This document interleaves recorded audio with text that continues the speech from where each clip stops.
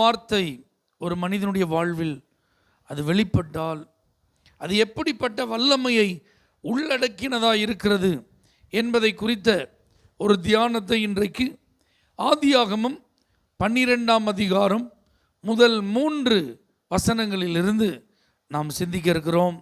கர்த்தர் ஆபிராமை நோக்கி, நீ உன் தேசத்தையும் உன் இனத்தையும் உன் தகப்பனுடைய வீட்டையும் விட்டு புறப்பட்டு நான் உனக்கு காண்பிக்கும் தேசத்துக்கு போ.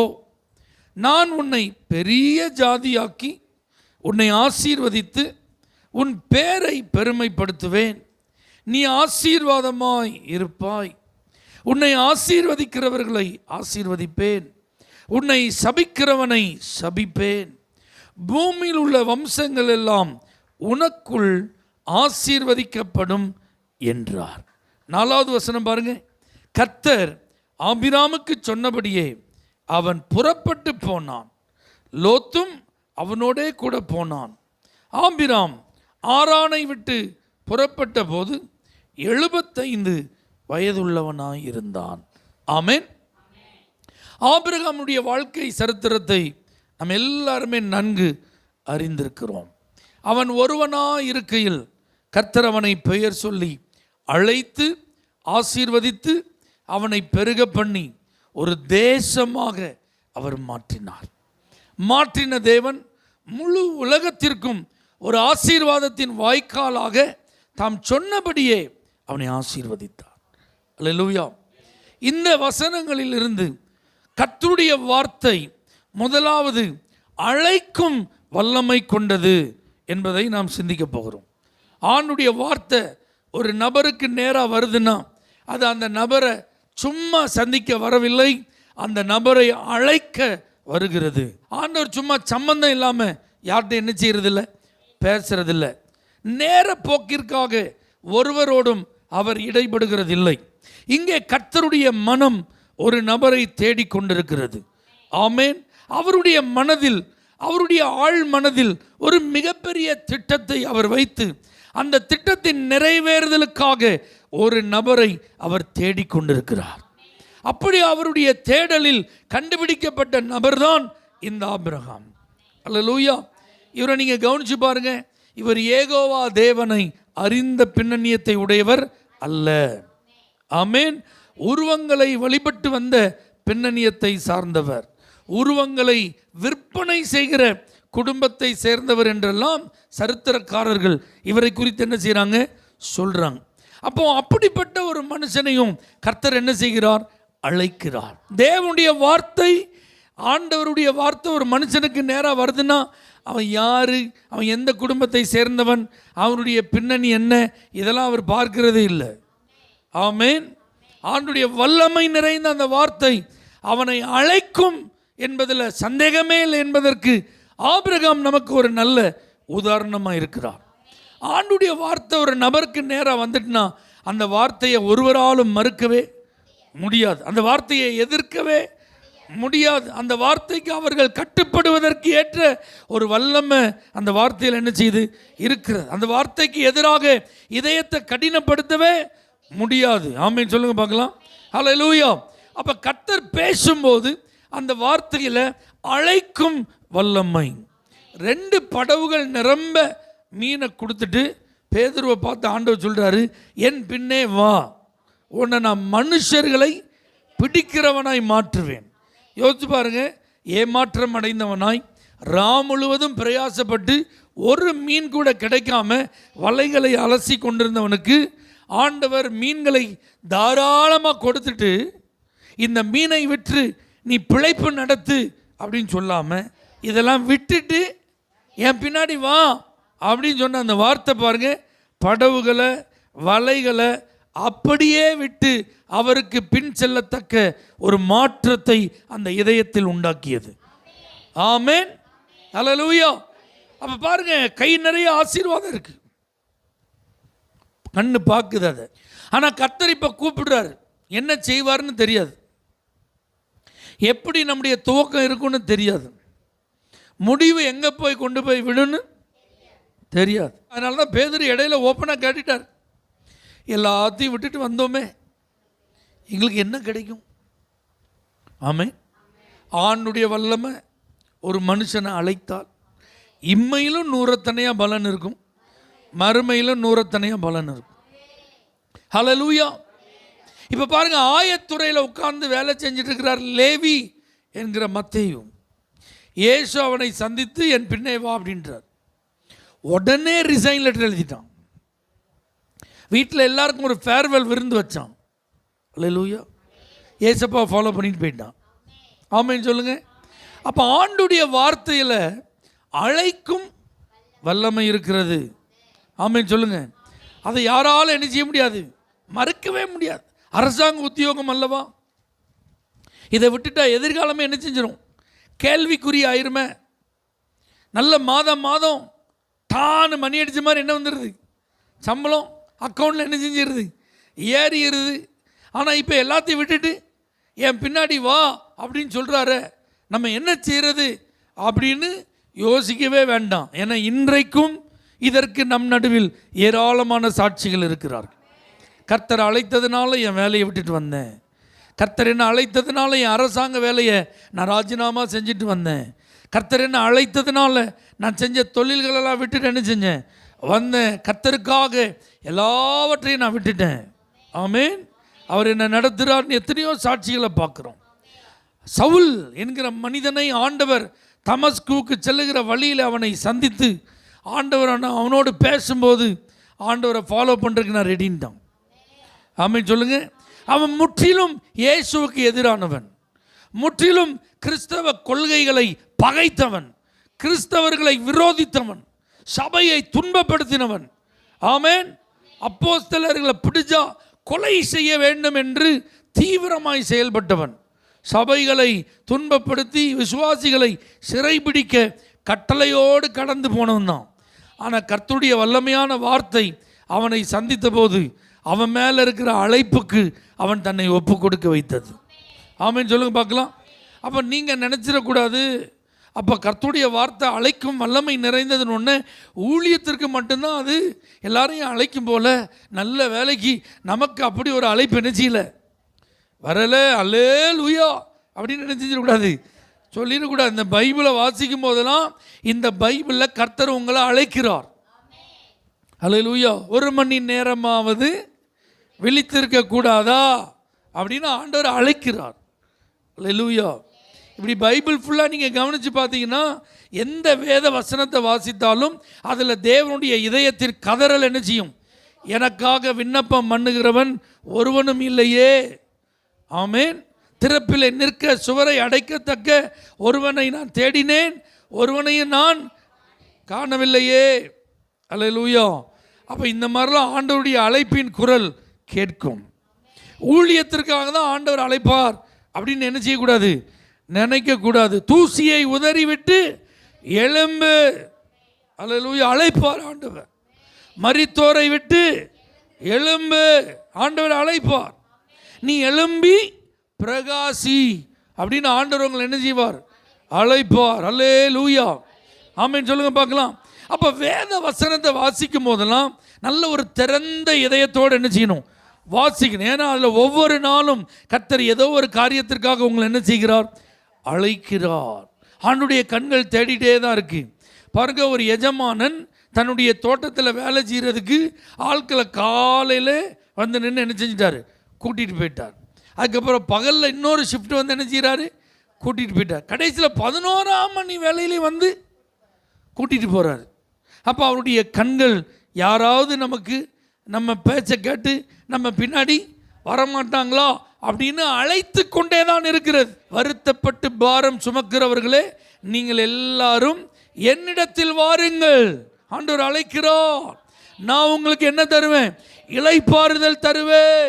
அப்போ ஆண்டுடைய வார்த்தையில் அழைக்கும் வல்லமை இருக்கு. துன்பப்படுகிறவர்கள், துயரப்படுகிறவர்கள், வாழ்க்கையில் தோல்வி அடைந்தவர்கள், எதிர்கால நம்பிக்கை இல்லாதவர்கள், இனி என்னால் ஒன்றுமே செய்ய முடியாது என்று மடங்கடிக்கப்பட்ட நிலையில் இருக்கிறவர்களுக்கெல்லாம் நம்பிக்கை நிறைந்த வார்த்தைகளோடு இயேசு அழைக்கிறார்.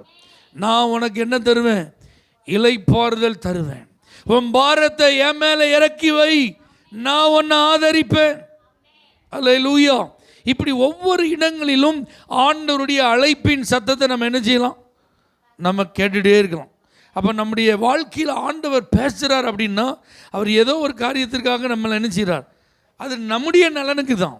ஆபிரகாமை அழைக்கிறதுனால அவருடைய நோக்கமும் திட்டமும் நிறைவேறுது அப்படிங்கிறது ஒரு பக்கம் இருந்தாலும் அது யாருடைய நலனுக்கு, ஆபிரகாமுடைய நலனுக்கு. இந்த அழைப்பு ஆபிரகாமுக்கு இல்லைன்னா ஆபிரகாமை நம்ம பரலோகத்தில் என்ன செய்ய முடியாது, பார்க்க முடியாது. ஆபிரகாமை நம்ம பார்க்க முடியாது.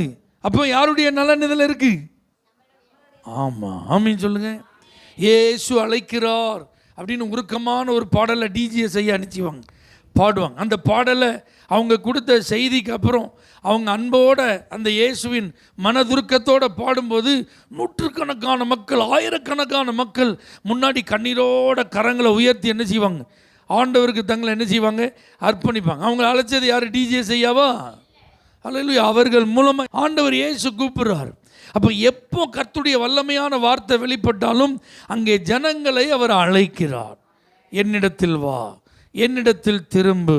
ஆமென். இப்படிலாம் ஆண்டவர் கூப்பிடுறார். அப்போ நமக்கும் இந்த அனுபவம் இருக்கணும். ஆண்டவர் என்ன செய்கிறாரு? சகைவே நீ சீக்கிரமா இறங்கி வா. அல்லேலூயா. இதை மாதிரி ஆண்டவர் ஒவ்வொரு நாளும் உங்கள்கிட்ட என்ன செய்கிறாரு? பேசுகிறார். நான் உன் வீட்டில் தங்கணும் அப்படின்னு சொன்னது போல நம்மிடத்தில் ஏதோ ஒன்றை ஆண்டவர் எதிர்பார்த்து நம்மை அழைக்கிறார். அப்போ கர்த்தருடைய வல்லமையான வார்த்தை நம்மை அழைக்கிறது அப்படிங்கிறத என்ன செய்யக்கூடாது, மறக்கவே கூடாது. இதயத்தின் கதவை நான் தட்டுறேன்றார். ஆமேன். இதோ வாசற்படியில் நின்று நான் கதவை என்ன செய்கிறேன், தட்டுறேன். ஒருவன் என் சத்தத்தை கேட்டு அல்லேலூயா கதவை திறந்தால் நான் அவனுக்குள் பிரவேசித்து அவனோடு போஜனம் பண்ணுவேன், அவனும் என்னோடு கூட என்ன செய்வான், போஜனம் பண்ணுவான். அப்போ எதுக்கு ஆண்டவர் நம்மளை தட்டிகிட்டே இருக்கிறார், பேசிகிட்டே இருக்கிறார்னா நம்ம ட்ராக் மாறிடக்கூடாது, சித்தத்தை விட்டு வழி என்ன செஞ்சிடக்கூடாது, விலகிடக்கூடாது. ஆண்டவர் சொல்கிறத நம்ம கவனமாக கேட்டு அந்த வார்த்தையின்படி என்ன செய்யணும், நடக்க வேண்டும் என்பதற்காக. ஆமேன்னு சொல்லுங்க பார்க்கலாம். அப்போ அழைக்கும் வல்லமை தேவனுடைய வார்த்தையில் இருக்கிறது. ரெண்டாவது, ஆயத்தப்படுத்தும் வல்லமை தேவனுடைய வார்த்தையில் இருக்கிறது. ஆமேன்னு சொல்லுங்க பார்க்கலாம். என்ன வல்லமை? ஆயத்தப்படுத்தும் வல்லமை. நம்ம என்னதான் சொன்னாலும் நம்ம ஆட்கள் அந்தளவுக்கு ஆயத்தமாக மாட்டாங்க. பிள்ளையை பார்த்து படி, எக்ஸாம் வருது, என்ன செய்யும், படி படி படின்னு என்ன செஞ்சுட்டே இருக்கும், சொல்லிகிட்டே இருக்கும். அல்லேலூயா. ஆமேன்னு சொல்லுங்கள். ஆனால் அதுகளுடைய ப்ரிப்பரேஷன்லாம் எப்படி இருக்குன்னு பார்த்தா நமக்கு 100% திருப்தியை தர்ற மாதிரி இருக்கான். தந்தா கர்த்தருக்கு ஸ்தோத்திரம். ஆனால் பாருங்கள், இந்த கர்த்தருடைய வார்த்தை மட்டும் ஒரு இடத்துல ஒரு நபருக்கு ஒரு சூழ்நிலையிலலாம் அப்படி வந்துட்டுன்னா அங்கே ஒரு ஆயத்தம் நடக்கிறத பார்க்கலாம். ஆபிரகாம் பாருங்கள், இனத்தை தேசத்தை தகப்பன் வீட்டை விட்டு புறப்பட்டு போகிறதெல்லாம் எளிதான காரியமே இல்லை.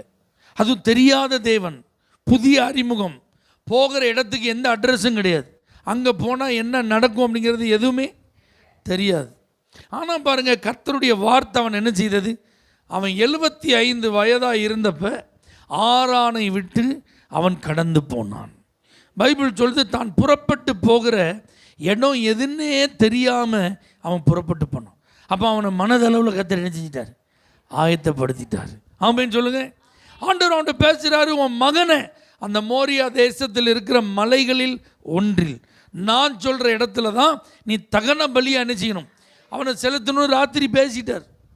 அந்த ராத்திரி முழுவதும் அவன் ரெடி ஆகிட்டான். அதிகாலையில் கழுதையை ரெடி பண்ணான், சேனங்கட்டினான், விறகு கட்டி அடுக்கினான், வேலைக்காரர்களை ரெடி பண்ணான், பிள்ளைய கையில் பிடிச்சான், பாயின்னு சொல்லிட்டு கிளம்பிட்டான். ஆமென் சொல்லுங்க. காரணம், ஆயத்தப்படுத்தும் வல்லமை தேவனுடைய வார்த்தையில் இருக்கிறது. ஆமென். ஆண்டுடைய வார்த்தை ஒரு மனுஷனுக்கு நேராக வந்துட்டுனா அவனால் அதுக்கப்புறம் ஆயத்தமாகாமல் இருக்கவே முடியாது. நீ எழுந்த நேர்த்தருவுக்கு போ, அங்கே உனக்கு செய்ய வேண்டியது சொல்லப்படும், அவ்வளோதான். நீ போய் ஜெபம் பண்ணுலாம் எனர்ஜியில் ஆண்டவர், நீ உபவாசம் பண்ணலாம் எனர்ஜியில். ஆனால் பாருங்கள், 3 நாளாக அவன் புசியாமலும் குடியாமலும் இருந்து ஜெபித்து கொண்டு இருந்தான். ஆமென் சொல்லுங்க. அப்போ கர்த்தருடைய வல்லமை என்ன செய்யுது, ஒரு மனுஷனை ஆயத்தப்படுத்துகிறது. ஆமென். அழைக்கும் வல்லமை அந்த மனிதர்கள் என்ன செய்யுது, ஆயத்தப்படுத்து. என் பின்னே வாருங்கள் என்று ஆண்டவர் அழைத்த சீசர்கள் ஆண்டவர் 3 வருஷம் ஆயத்தப்படுத்தினான். இந்த முழு உலகமும் ரட்சிக்கப்படுவதற்கு, தேவனுடைய ராஜ்யத்தின் சுவிசேஷம் எல்லா இடங்களிலும் அறிவிக்கப்படுவதற்கு, ஆண்டவர் அவர்களை தெரிந்து கொண்ட நோக்கம் நிறைவேறுவதற்கு தேவனுடைய வார்த்தை ஒரு 3 வருஷம் அவங்களை என்ன செஞ்சது? ஆயத்தப்படுத்தியது. ஆமென், அல்லேலூயா. கர்த்தருடைய வார்த்தை உங்களுக்கு வந்ததுன்னா அது உங்களை என்ன செய்யும்? ஆயத்தப்படுத்தும், ரெடி பண்ணும். அல்லேலூயா. எதுக்கு வசனத்தை கேட்க ஒவ்வொரு முறையும் ஆலயத்துக்கு வர்றோம்? நமக்கு கர்த்தருடைய வருகை இருக்கு. அல்லேலூயா. பரலோகம் இருக்கு, நித்திய ஜீவன் இருக்கு. ஆமென், அல்லேலூயா. அப்ப இயேசுவை சந்திக்கிறதுக்குன்னா அதுக்கு தான் கர்த்தர் பேசுறார். இந்த வல்லமையான வார்த்தை ஏன் வருது? அவருடைய மனவாட்டியாய் நான் ஆயத்தமாக்கப்பட வேண்டும். அல்லேலூயா. அவர் விரும்புகிற அந்த மனவாட்டியாய் நான் அலங்காரம் பண்ணப்பட வேண்டும். அதுதான் கர்த்தருடைய வல்லமையான வார்த்தை நமக்கு அனுப்பப்படுகிறது. அல்லேலூயா. அப்போ ஏதோ ஒரு பிரசங்க நேரம் ஒரு வார்த்தையை பாஸ்டர் என்ன செய்வார்? எடுத்து பேசுவார். நாமும் உட்காந்து என்ன செய்வோம்? கேட்டுட்டு அந்த வார்த்தைக்காக தோத்திரம் சொல்லிட்டு அப்படியே இல்லை, நாம் கேட்கும் தேவனுடைய வார்த்தை ஏதோ ஒரு விதத்தில் நம்மை ஆயத்தப்படுத்துகிறது. நம்முடைய இருதயத்தை அது என்ன செய்யுது? பக்குவப்படுத்துகிறது. அல்லேலூயா. ஆமென். வேத பாரகனாகிய எஸ்ராவின் நாட்களிலே அந்த நியாயப்பிரமாண புஸ்தகம் கண்டுபிடிக்கப்பட்டது தான் தாமதம். ஆமென் சொல்லுங்க பார்க்கலாம். அந்த வேத புத்தகத்தை அவன் கையில் கிடைச்ச உடனே எஸ்ரா அதில் இருக்கிற எல்லாவற்றையும் ஜனங்களுடைய காதுகள் கேட்க என்ன செய்கிறான்? வாசிக்கிறான். அவங்க பல மணி நேரமாக நின்று அந்த வார்த்தையெல்லாம் என்ன செஞ்சாங்க? கேட்டாங்க. மழை என்ன செஞ்சிட்டு இருக்கு? பெஞ்சிட்டு இருக்கு. இப்போ வார்த்தையை கேட்டதுக்கு அப்புறம் தான் புரியுது இவர்கள் சுத்திகரிக்கப்பட வேண்டியது அவசியமாக இருக்கிறது. இவர்களுடைய வாழ்க்கையில் நிறைய காரியங்களை அவர்களை விட்டு அகற்ற வேண்டியது தெரிய வருகிறது.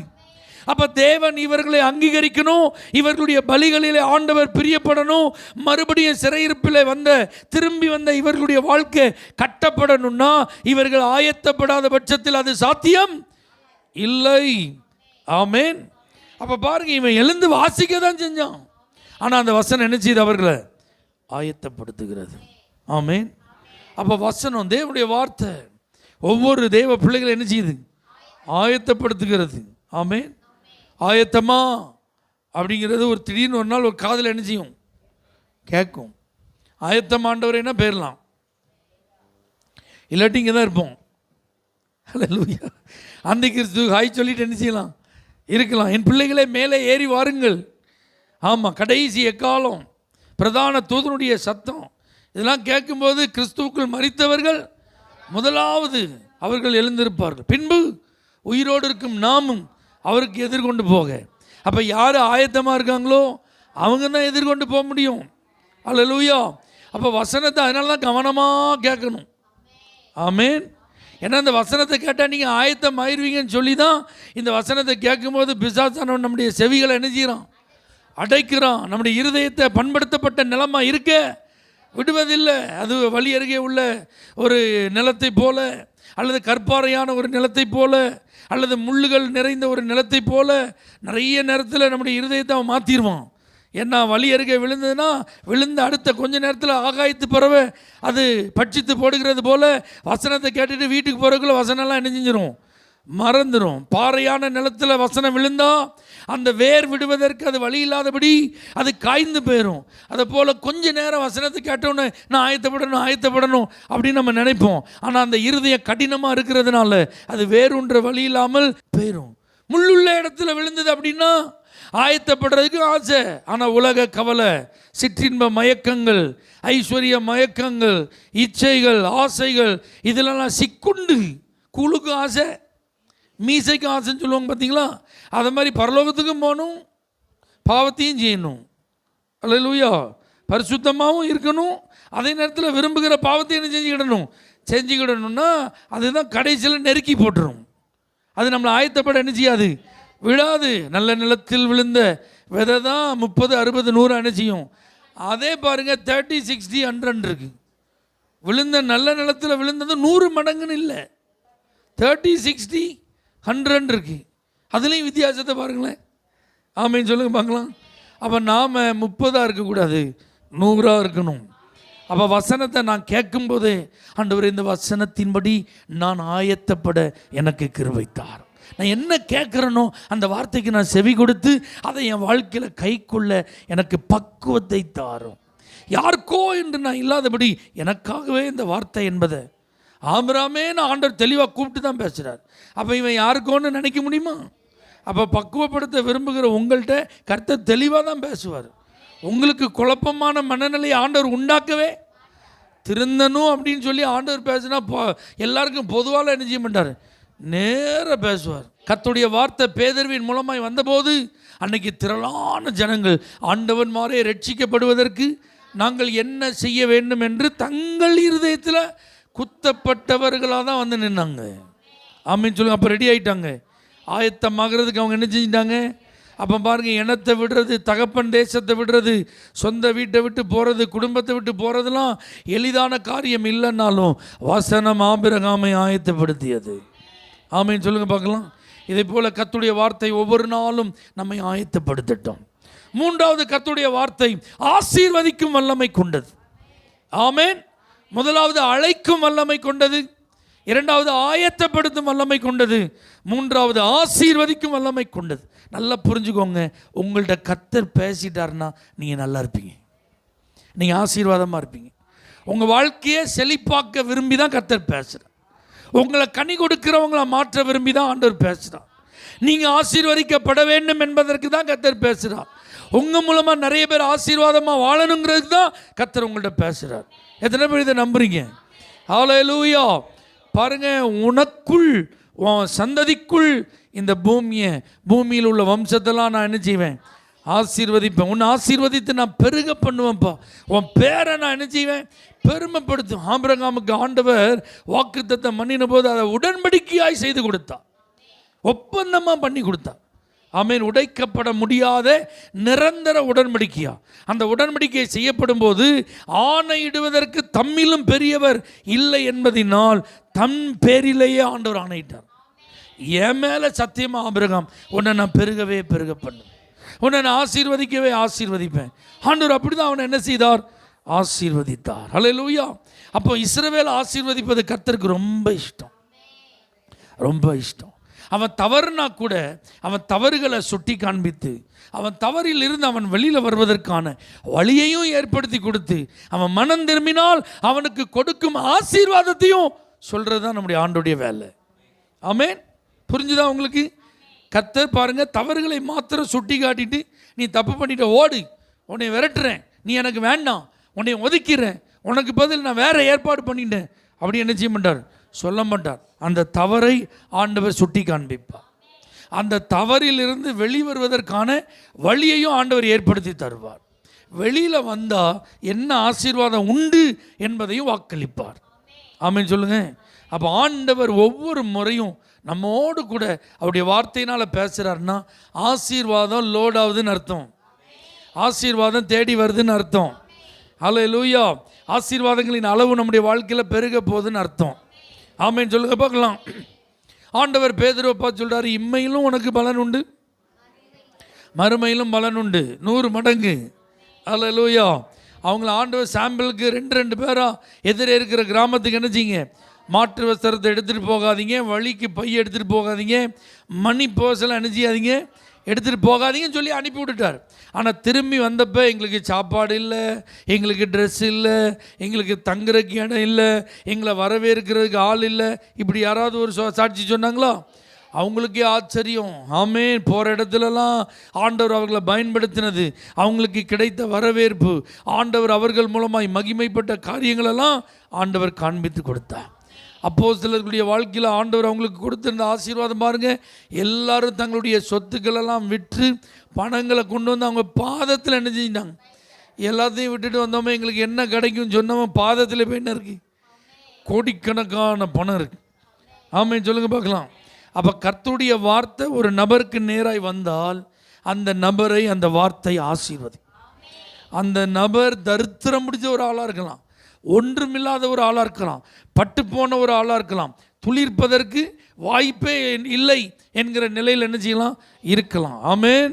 ஆனால் அந்த நபரையும் கர்த்தர் ஆசீர்வதித்து உயர்த்த முடியும்.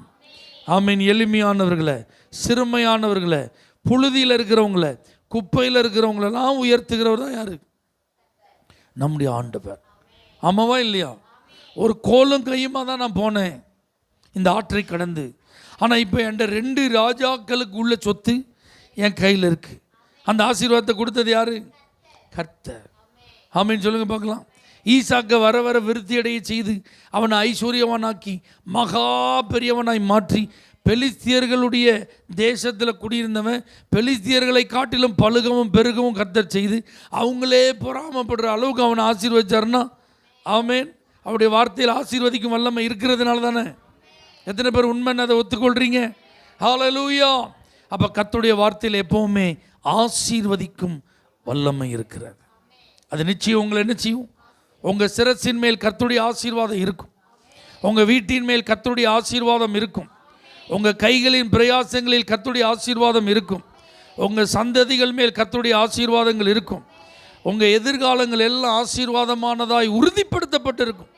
தலைமுறை தலைமுறையாக கர்த்தர் உங்களை ஆசீர்வாதத்தின் அடையாளங்களை என்ன செய்வார்? மாற்றம். இன்றைக்கும் ஆபிரகாமை குறித்த சாட்சியெல்லாம் நம்ம எவ்வளோ ஹாப்பியாக சொல்கிறோம். எலியேசர் போய் வேறு நாட்டில் சொல்கிறார், கர்த்தர் எங்கள் எஜமானனை மிகவும் ஆசீர்வதித்திருக்கிறார், அவர் வெள்ளியும் பொன்னும் உடைய சீமானாக இருக்கிறார். வசனம் சொல்லுது, ஆபிரகாம் வயது சென்று முதிர்ந்தவன் ஆனாலும் கர்த்தர் அவனை சகல காரியத்தில் என்ன செஞ்சாராம்?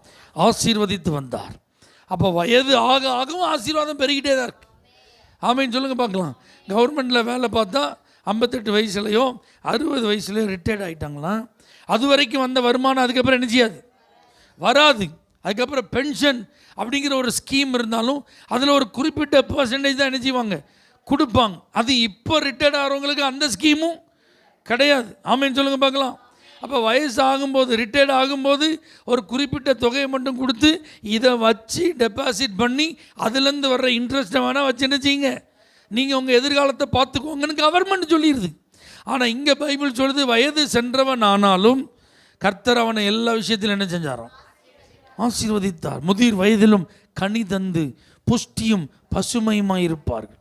ஹல்லேலூயா. அப்படின்னா நம்முடைய வாழ்க்கையினுடைய கடைசி பகுதி வரைக்கும் ஆசீர்வாதம் நமக்கு இருந்துகிட்டே இருக்கும். நன்மையும் கிருபையும் நம்மளை தொடர்ந்து கொண்டே இருக்கும். இப்போ நமக்கு தேவை ஆண்டுடைய வார்த்தை தான்.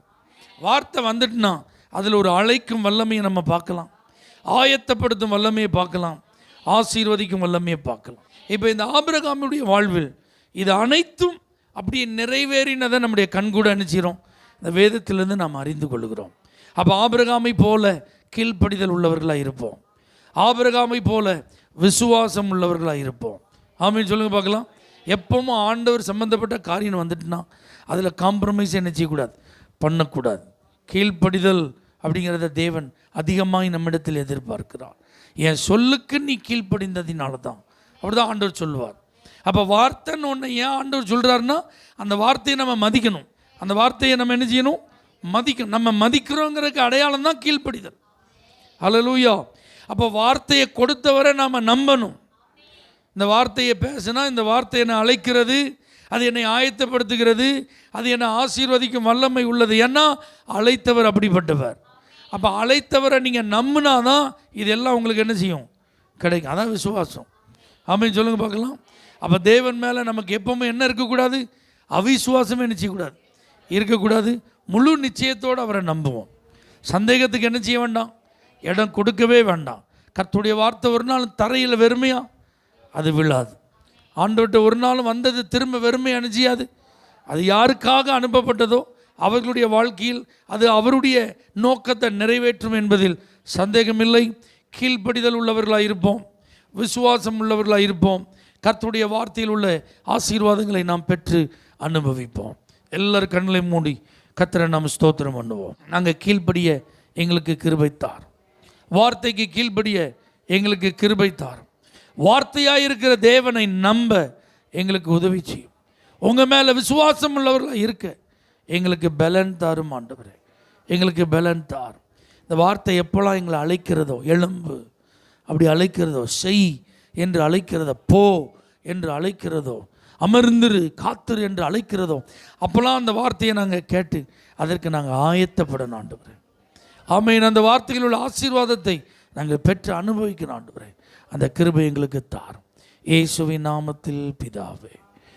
For prayer contact, Pastor J. Kumar, El Shaddai Ministries, 9500252586, Surandai.